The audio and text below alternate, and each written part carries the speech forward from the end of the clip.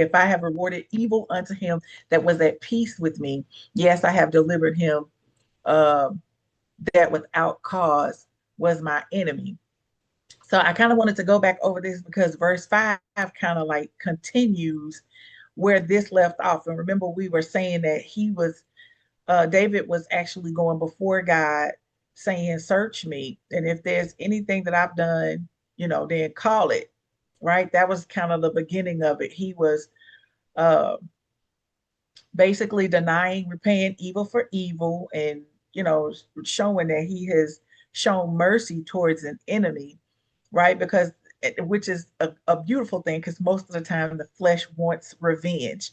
So just kind of wanted to highlight over that. Our note was that kingdom people are called to respond differently.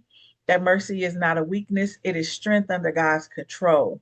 And so we're about to go into verse number 5. And verse number 5 is really David standing in confidence of his integrity. And he's basically holding himself accountable before the Lord. So let's go ahead and look at verse number 5. And so it says, let the enemy persecute my soul and take it. Yes, let him tread down my life upon the earth and lay mine honor in the dust. So he basically like, Lord, I know I haven't repaid evil for evil. And if it's so, then you could just let them overtake me, and they can, do whatever. But he was it felt good that he was able to stand before the Lord with clean hands and a pure heart and a clear conscience, knowing that he hadn't done anything wrong. So basically, he just coming to the Lord saying that if the accusations are true, then let the consequences fall on me. Right? He's saying a clear conscience. Basically, his hands is clean, his heart is clean. So his heart, his mind is clean, and whatever accountability he ready to take it. And it's nothing like when you're in a place um of resolve, knowing that you're clear. Uh-oh. Okay, I just saw that. um so it makes a difference when you can, let me see if I can zoom into it a little bit more. It makes a difference when you have a clear conscience. It makes a difference when you can stand before the Lord and go, it wasn't me, I didn't do it. You know what I mean? I haven't done anything against anyone. And I don't know, if I just remember when we would get in trouble when it wasn't me. It just felt good that I knew I wasn't the one that was in the blame. Now, not to say that I didn't have my fair share of being the one who was, responsible or had done whatever.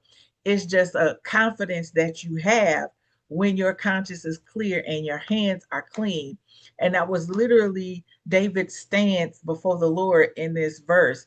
He is appealing God, but just really taking accountability to say, I'm clear and clean, and I'm standing here in front, confident that I haven't done anything.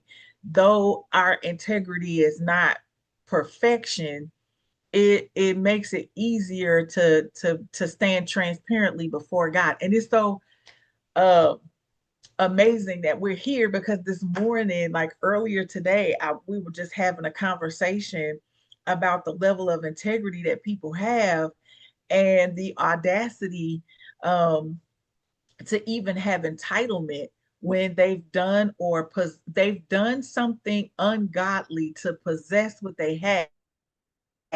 Like the people around them should respect that they now in ownership or possession of something that they got illegally, right? Um, and so you can't say that you are deserving of respect when your integrity is shot, right? Amen. Amen. Yeah. So even though our integrity is not saying that we're perfect, but there's a moral standard, right?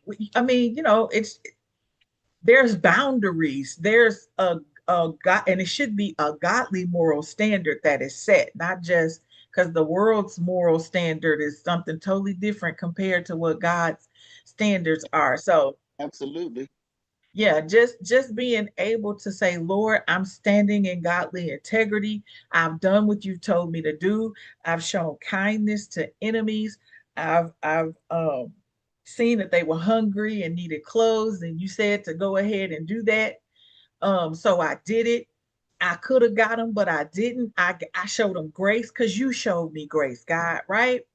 Mm. So it makes a difference when we're mature in our faith as well as our relationships.